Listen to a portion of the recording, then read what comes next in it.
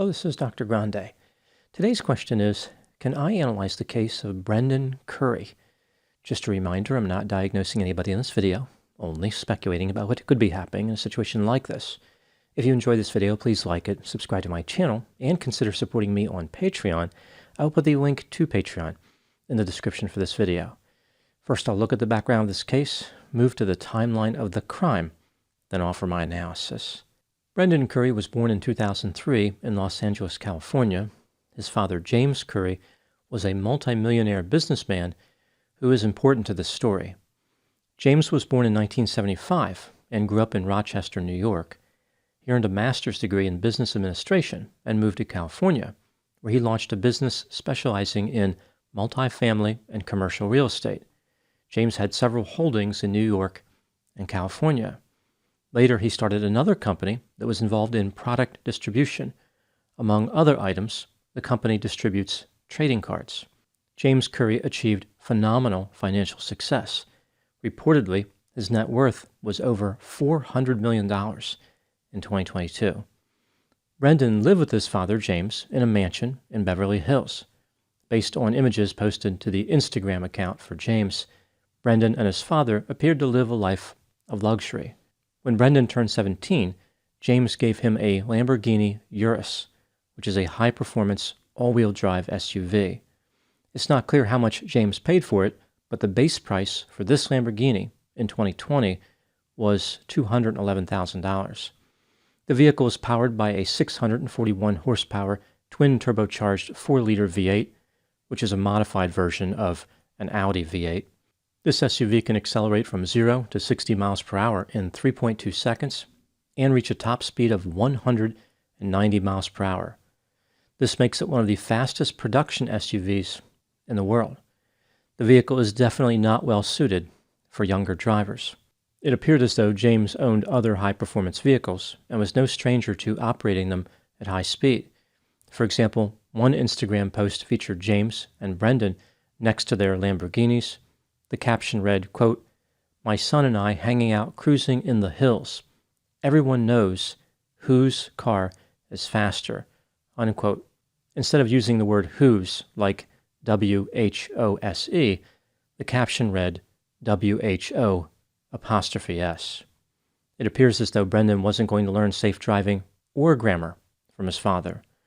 In another post, James wrote, quote, "Fun Friday afternoon racing another Lamborghini SVJ on Sunset. Of course, going speed limit," unquote. It appears as though Brendan learned his attitude toward driving from his father. For example, Brendan made social media posts about racing and drifting his Lamborghini. In October of 2020, Brendan was pulled over by the police for driving 72 miles per hour in a 35 mile per hour zone. He only had a learner's permit, not a full driver's license, which meant he had to be accompanied by a passenger who was at least 25 years old. The police noted that Brendan was not following this rule. In November 2020, Brendan was pulled over by the police again, this time because he made an unsafe start by accelerating very fast. The police once again noted that Brendan was driving unsupervised. The Beverly Hills police impounded the Lamborghini, and Brendan's learner's permit was suspended. This kept the residents of the area safe from Brendan, but that safety would be short-lived. Within 2 days, James had regained possession of the Lamborghini Urus and returned it to Brendan. Brendan continued to terrorize innocent motorists by driving in the area. Now moving to the timeline of the crime. On February 17, 2021, not long after 5 p.m., Brendan Khuri was driving his Lamborghini Urus on Olympic Boulevard in Los Angeles. The speed limit there was 35 miles per hour, but Brendan was driving at 106 miles per hour. The state would later say that he was racing another vehicle operated by a female friend and swerving in and out of traffic. At about 5:14 p.m., Brendan drove through the intersection with Overland Avenue, which is controlled by a traffic light. Media sources stated that Brendan ran a red light, but it's not clear if he actually did. Either way, Brendan entered the intersection driving at about 106 miles per hour and slammed into a silver Lexus sedan that was making a left turn in front of him. The The driver of that vehicle, a 32-year-old woman named Monique Munoz, was killed in the collision. She had been driving home from the hospital where she worked as a receptionist. Brendan sustained moderate injuries in the collision and was treated at a hospital. On February 23, he was arrested and charged with vehicular manslaughter. In October of 2021, Brendan Khuri appeared in juvenile court and pleaded guilty to vehicular manslaughter. He was sentenced to 7 to 9 months in a juvenile camp and 4 years of probation. This camp was described as rigorous. Brendan told Monique's family, quote, "I realize my suffering does not even come close to what you have gone through. I was a spoiled, reckless 17-year-old who thought I was invincible," unquote. Monique's family filed a lawsuit. In April of 2022, a settlement was announced. The family was awarded $18.85 million, which is one of the largest monetary awards to a single plaintiff in a wrongful death case in the history of California. It was paid by 5 different insurance companies. It appears as though Brendan and James have moved on with their lives. In an image of Brendan captured in the fall of 2023, he can be seen wearing a Mario Kart t-shirt. This video game represents his driving skill pretty well. Hopefully, the extent of his future driving ambitions will be video games. Now moving to my analysis. Here are my thoughts on a few areas that stood out to me in this case. Item number 1. According to Brendan's attorney, after the collision, Brendan was diagnosed with autism spectrum disorder, depression, and attention deficit hyperactivity disorder. A mental health clinician reported that Brendan must have had the autism for his entire life. This is not a surprising assessment considering that a vehicle collision cannot cause autism. Brendan's attorney also claimed that Brendan sustained brain injuries. Item number 2. Was justice served in this case? Some people argue that maybe Brendan didn't run a red light, or maybe his license had been returned to him by the time of the collision. Perhaps he was not as responsible as people think. In my opinion, there was no excuse for driving over 100 miles per hour on a city street. It was Brendan's responsibility to operate his vehicle in a lawful manner, and he did not even come close. Driving any Lamborghini would have been far outside his skill level. He never should have been near a vehicle like that. Furthermore, Brendan had repeatedly violated traffic laws before the fatal collision. He was essentially asking to kill someone and was finally granted his wish. Brendan should have been tried as an adult and sent to prison for at least 10 years. Instead, he was given a ridiculously light sentence in a rigorous camp. The Los Angeles County District Attorney did not allow prosecutors to hold Brendan accountable as an adult. Some of the district attorneys from the past probably would have. Item number 3. One concern in this case is the role of Brendan's father, James. One could argue that he was partially responsible for what happened based on the fact that he gave a 17-year-old a 641 horsepower vehicle. Furthermore, when that vehicle was impounded by the police, James retrieved it and gave it back to his son. There is a sense that James was trying to show Brendan how to be like him, and Brendan was all too happy to accept the instruction. James has made statements about this case that appear to indicate remorse.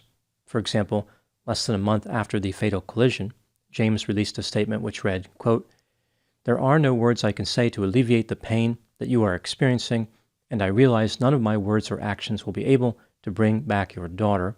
Still, I want to offer my support in any way you will allow me to. My family and I pray for the Munoz family." After the settlement, James posted this message on Instagram, quote, "As a parent, we hope for the best for our children, and words cannot describe how we feel when horrible things happen to our kids. It saddens me that nothing can bring back Ms. Monique Munoz from the car accident between her and my son, and I hope that the $18.85 million insurance settlement will build a new beginning that will honor her spirit. My deepest condolences to those who knew her and miss her," unquote. I find it interesting that James insisted on using the word accident instead of collision. Also, the high degree of specificity with the dollar amount of the insurance settlement, $18.85 million, seems unnecessary in this context, almost like James doesn't understand how he is being perceived by others. Which brings me to item number 4. As I mentioned, James has an Instagram account. At the time of making this video, there are 80 posts visible. Many of them demonstrate how James is exceptionally wealthy. It's like he wants people to know that he has exotic vehicles, a swimming pool, and lives in an upscale community. In one of his posts, James appears to be operating 5 laptop computers on a table. It's not clear why this would be necessary for his business. Maybe he needs that many computers to keep up with all his grammatical mistakes. The performance of his Instagram account is exceedingly unusual, especially in light of the fatal collision involving his son. He has 2 million followers, yet there do not appear to be any negative comments on his posts. So his son recklessly killed an innocent motorist, and nobody went to the Instagram account to vent? That's pretty hard to believe. Maybe James is trying to put his son's behavior behind him by deleting comments. Come to think of it, maybe that's why he needed 5 computers at the same time. Item number 5. There are some odd interviews on various websites that purportedly involve James. In one interview, James talked about the importance of maintaining consistency and said his son was the biggest motivation in his life. He wanted to set a great example for him and provide him with opportunities and resources to reach success. James said that he was consumed with work for most of his life, but once his son came into the picture, he had to take on the job of being a father. I wonder how James feels about his performance in that role. Is he disappointed that he only gave his son 1 Lamborghini? Brendan may have been very fortunate as far as his father's wealth, but one could argue he was not fortunate in the area of having a father who could serve as a proper role model. Having a wealthy father may have paid off for avoiding serious legal consequences, but with a better role model, maybe Brendan would not have killed anybody in the first place. For his entire life, Brendan will have to live with the fact that he killed an innocent person. Nothing is going to erase that reality. No amount of money, no number of apologies, and no quantity of Lamborghinis. Now moving to my final thoughts. Sometimes parents think that giving a teenager everything they want is the best parenting strategy. They forget that teenagers are impulsive, make poor decisions, and are wildly irresponsible. Teenagers tend to use whatever is given to them to achieve the maximum amount of destruction. They definitely do not need exotic vehicles. What teenagers need is structure, discipline, rules, understanding, and a responsible role model. A good objective for a parent would be to get a teenager through the teenage years alive and without harming anyone else. That in itself is quite an accomplishment, one that even some multimillionaires have failed to achieve. Those are my thoughts in the case of Brendan Khuri. Please put any opinions and thoughts in the comment section. They always generate an interesting dialogue. As always, I hope you found my analysis of this topic to be informative. Thanks for watching.